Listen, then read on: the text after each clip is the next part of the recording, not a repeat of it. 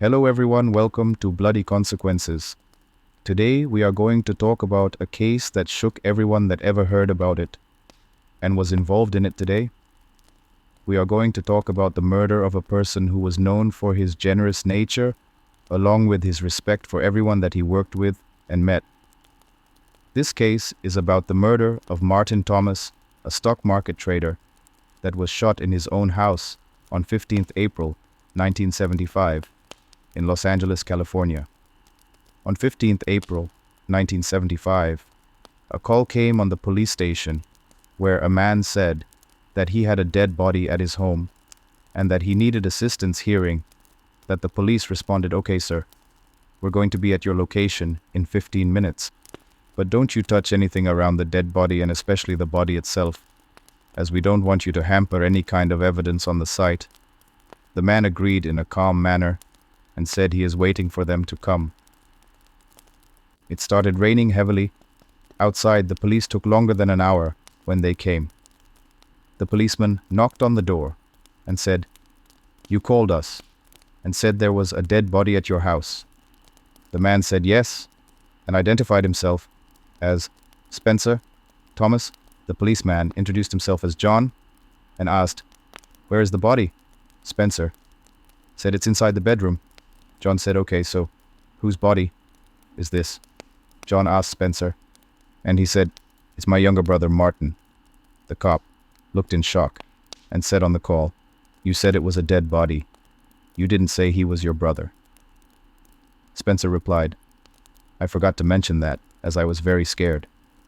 John looked at him and said, "Your brother has been shot in the heart and in the stomach.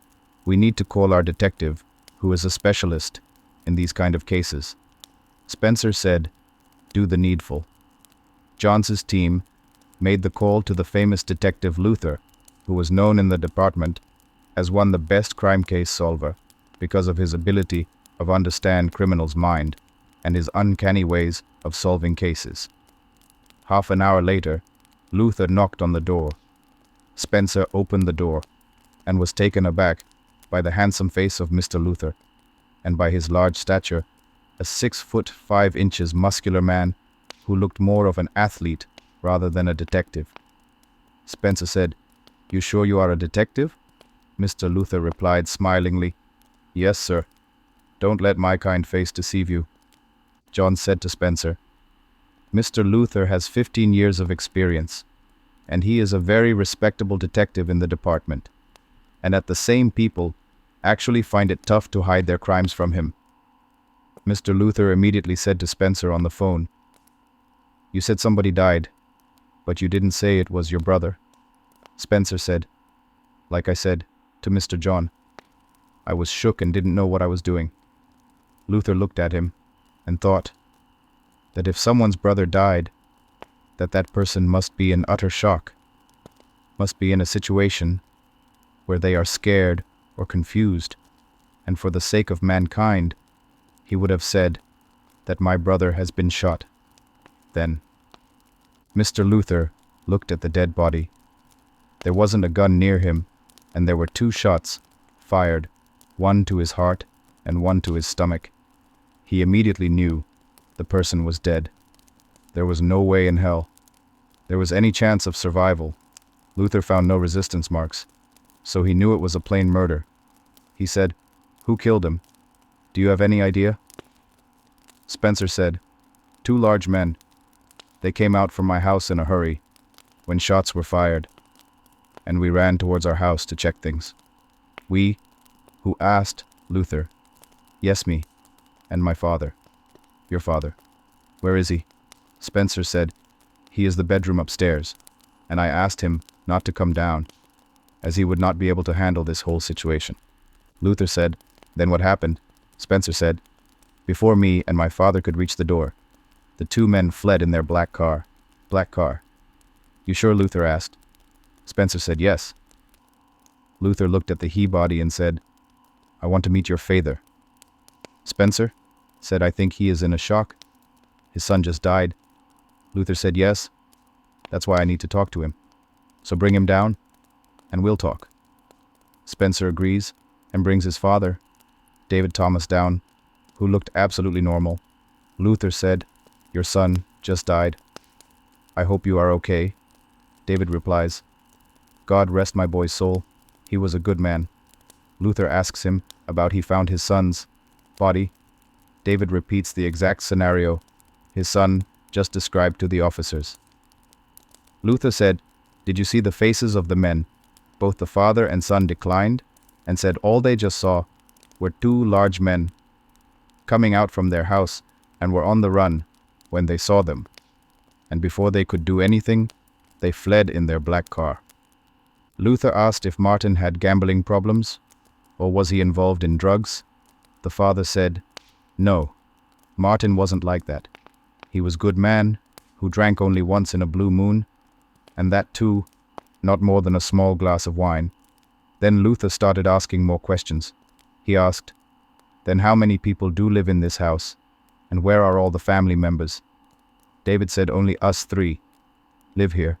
Luther said, "Don't you have any other family members?" Thomas David said, "My daughter Lisa is divorced now, and she doesn't live here. Her mother is dead too. She passed away a decade ago." Luther asked to meet his daughter and asked the rest of the police personnel to investigate the place thoroughly. They found no evidence of stolen money, which kind of took away the idea that the murder was done primarily for the sake of robbery. Mr. Luther said, "Let's start the investigation and look at what we can find." The first thing that they did was that they looked at the most visible evidence in the first place. That was the bullets which were fired.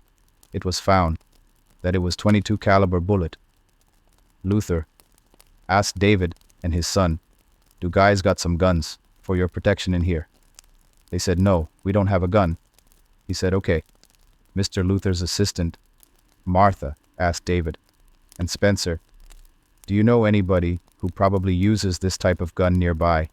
To which the father and the son both said, "No, we don't know anybody." Mr. Luther said, "Okay, I am leaving for the station," and asked David to tell his daughter that we want to meet her in person. So ask her to come to the police station by tomorrow. David said, "Okay." The next day, a beautiful lady walked into the station with an umbrella in her hand. She asked the cops, where can she find Mr. Luther? The policeman then showed her Luther's cabin. Luther was having his coffee, and then the woman walks in. Luther said, "Are you Lisa?" She said, "Yes." Luther asked her to have a seat and complimented her by saying, "You don't look much like your father's daughter." Lisa smiled and said, "I look more like my mother." Luther told her what happened to her brother and said that he wants to know about her relation with her brother and what kind of a person he was. Lisa said Martin was a good person, but her relation with her was not that great. After her divorce with her ex-husband, she didn't have much conversations and meeting with her family. "After your divorce," Luther said, she said yes. Earlier they were pretty close, would go on vacations together, have family dinner. But after the divorce, things turned sour for the family. Luther asked, "Why was that?" She said, "Everybody thought that I was the reason behind my failed marriage, and it was me who called it quits with Daniel, my ex-husband." Luther asked, "Were you responsible for it?" She said, "Absolutely not. Daniel was the one who used to beat me and would cheat on me. Even after having our son, he would still cheat on me." Luther said, "You have a son?" Lisa said, "Yes, he stays with him as he has his custody." "I don't. What kind of judgment was that?" Luther said, "Was Martin involved in your divorce proceedings?" She said neither Martin nor her father was involved in the proceedings. They all left me by myself. So Luther asked her, "What you do for work?" Now she said, "Nothing. I have my savings. That's what I use." Luther said, "Savings? Okay," and asked her to stay in the city and not leave it until the case gets closed. Lisa said she will have to leave tomorrow as she was going on a cruise ship. Luther said, "You can't do it." To which she replied, "I am not the murderer here, who should be forced to stay in one place without any reason to which Luther replied, "When will you be back?" She said, "I'll be back in 5 days," Luther said, "because it's just 5 days. I'm letting you go, but don't try to run away. Just to let you know, I know how to find you." Lisa replied, "I know you do," and walked away from the cabin. Luther asked his assistant Martha to find out more information about Lisa, so that they could get a good picture of her. Martha agreed. The next day, Luther's team started questioning the neighbors of the Thomas family, so that they could find somebody who saw the murderers or saw the black car that was used by them. They asked the neighbors about the two men, to which all the neighbors said no, they didn't see them, nor did they see the car. Then they asked about the Thomas family, to which all the neighbors said, "Once common thing." They said, "It's a good family pretty much." But on some days, David and his elder son Spencer would just ignore everybody and would greet everyone and meet everyone on next day. But Martin was the only one that was always respectful to each and every person in the area. The police asked if the neighbors, if they heard shots fired, to which everybody said no, as majority of them were working on that day on their own respective workplaces, and the rest of them didn't hear it.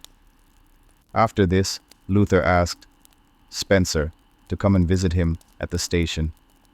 Spencer came and was questioned by Detective Luther about his relations with his brother, to which he replied that his brothers had a decent relationship. They would fight occasionally, like normal brothers would, but there was never something serious between the two. Luther asked, how is he handling his brother's demise? To which he said, "It's tough for me to deal with it, but I am learning to let it go, as I can't control my past anymore." Luther looked at him smilingly and says a man who didn't even acknowledge his own brother's dead body on the call he made to them. Spencer angrily said, "I told you many times. I didn't what I was doing. I was just shocked to see the dead body." Luther said, "I believe you. I hope you are not lying to me, because if you are the only thing that can save you from me is God himself, because I am going to come after you bad." Hearing this, Spencer leaves the cabin and walks away angrily. Martha enters the cabin in a rushing manner and said that she found a lot things about Lisa and seems she is not that innocent as she pretends to be. Luther asks what happened, and Martha explains him everything. Luther laughingly asked, "When will she be back?" Martha said she is back in the city already. Luther asked Martha to call Lisa back to the police station. Martha makes the call, and the next day, Lisa comes to the station. Detective Luther asked her about her cruise. She said it was a great time that she had there, very much needed to get out of this noisy life of the city. Lisa said, "Mr. Luther, you should try it too sometime," to which he said, "I will definitely do it in the future." Luther asked her, "How do you make money, by the way?" To which she replied, "Like I said earlier, I don't work. I have my own saving, but you can call me a homemaker detective." Luther looked at her and said, "A homemaker or a home wrecker?" To which she took offense and said, "I think you're crossing the line." "You don't know who I am," Luther replied angrily. "Lady, I know who you are. You are the one who took $500,000 from your ex-husband Daniel at the time of the settlement, but originally wanted $1 million. You are a lady who falsely accused her husband of beating his wife and cheating her. In fact, it was you who did that. You are a woman who wanted nothing to do with your own son and asked Daniel to give you more money if wanted the boy to stay with him. Now we understand why you don't have to do anything to earn money." Lisa's face became pale, and she uttered, "I am not a bad person." Luther said, "That's not me to judge. I only work on facts. Now tell me what really happened to your brother Martin." Lisa replied, "Poor Martin had it coming. All I know is that he knew something bad about someone powerful." Luther said, "Who told you that?" Lisa replied, "Spencer had told her that Martin had a lot of enemies and that he probably will be dead in the future. She said, I know nothing about the murder. I only know what my father and brother told me about the two men who killed Martin. Lisa told Luther that she had no contact with Martin from the last 5 years. No wishes and greeting were shared between the two. Luther took a step back, sat on his chair, took a sip of water from the glass that was kept on his desk, and asked Lisa to go away. Lisa stood up and said with teary eyes, I didn't kill my brother, and ran away from the cabin. Luther thanked Martha for bringing him information regarding Lisa, and asked her whom did she got it from, to which Martha replied that she reached out to Lisa's ex-husband, Daniel, and his lawyer, and found everything about Lisa. Luther said, good work, Martha, and started to connect the dots to find out the real murderer of Martin Thomas.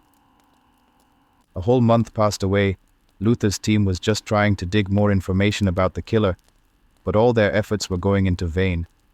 Then Martha suggested why not talk to Spencer again regarding Martin, to which everybody agreed. They called at the Thomas house and asked Spencer to come to the station, and Spencer agreed.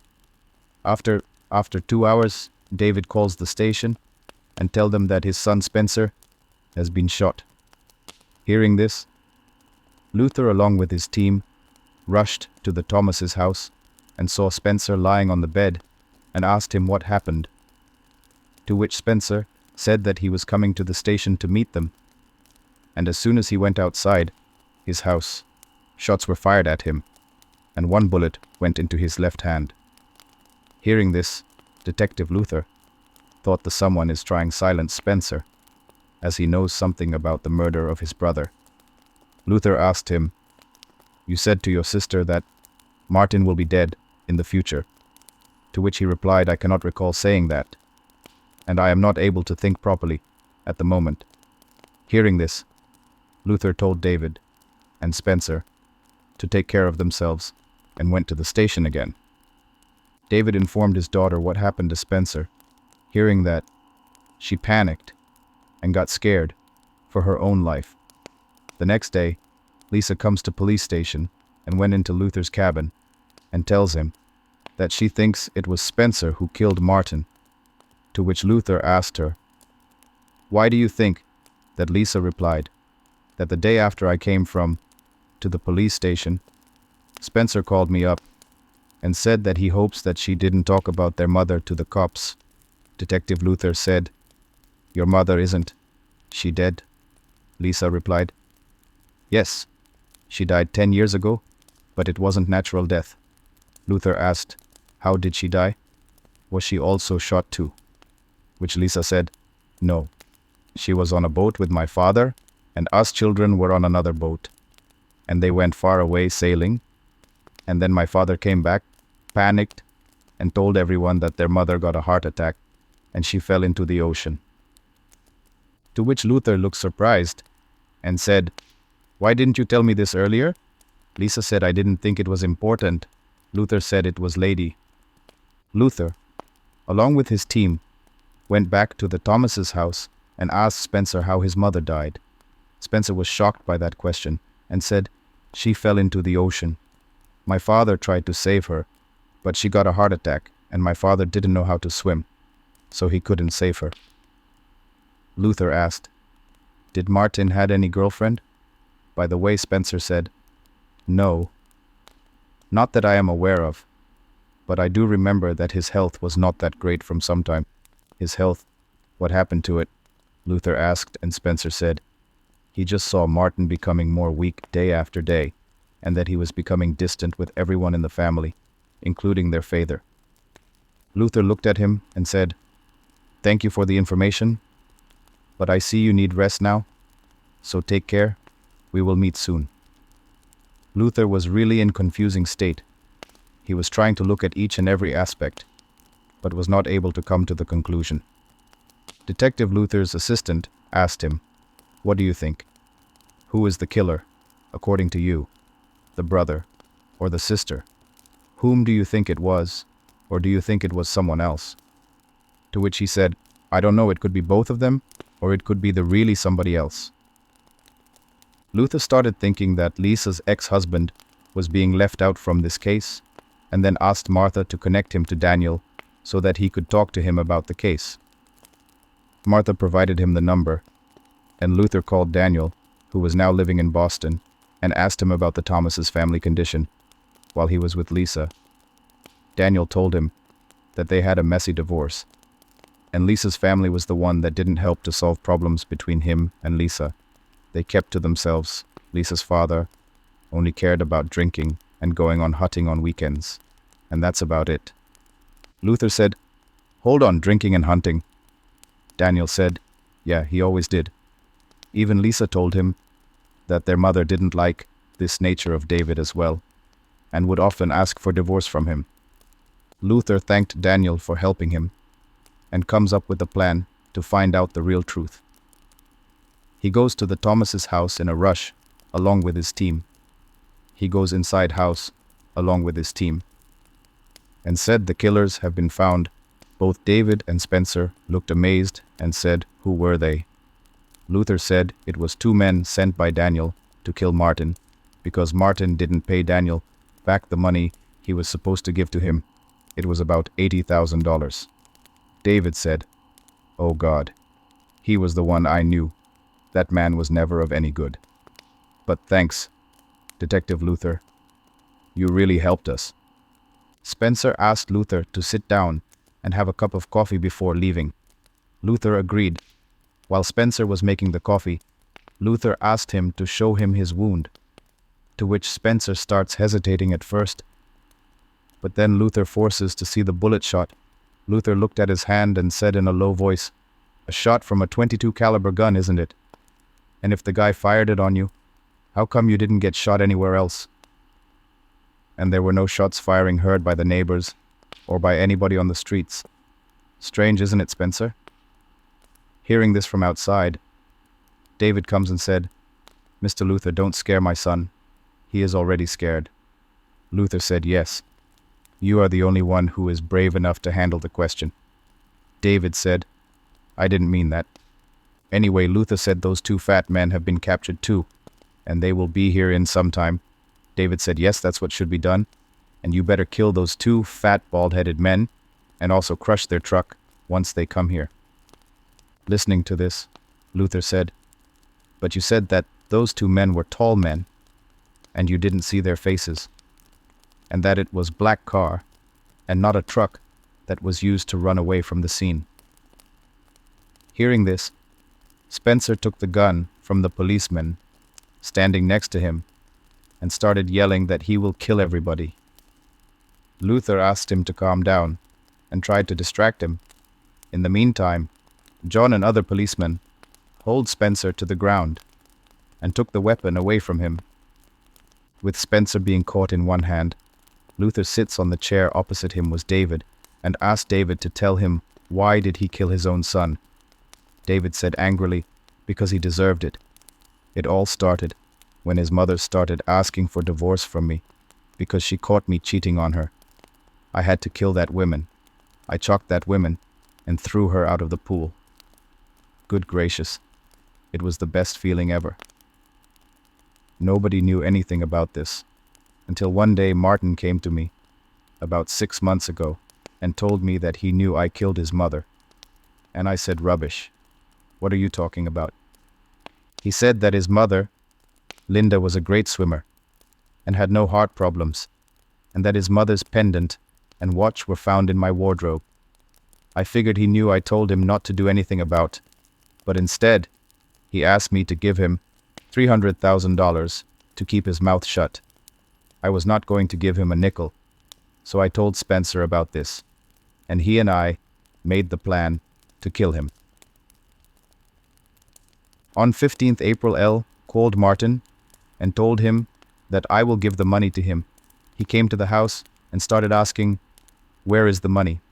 Before he could say anything further, Spencer called him from behind, and he turned, and that very moment, Spencer shot him. Detective Luther asked, "Where is the gun?" Though David said he burnt it in the fireplace of his neighbor, Mr. Paul, and that Mr. Paul was not aware of that. Detective said, And what about Spencer's shooting? David said he did that on his own to take your mind off from them and divert it to Lisa or to somebody else. Detective Luther stood up and said, "Arrest both of them, and let's put these two evil heads in jail forever." Hearing this, David stood up in a tired manner and said, "It was indeed a good plan, wasn't it, Luther?" Luther said it was a great plan to end your own life. Luther's team arrested them, and both David and his son were given life imprisonment without parole.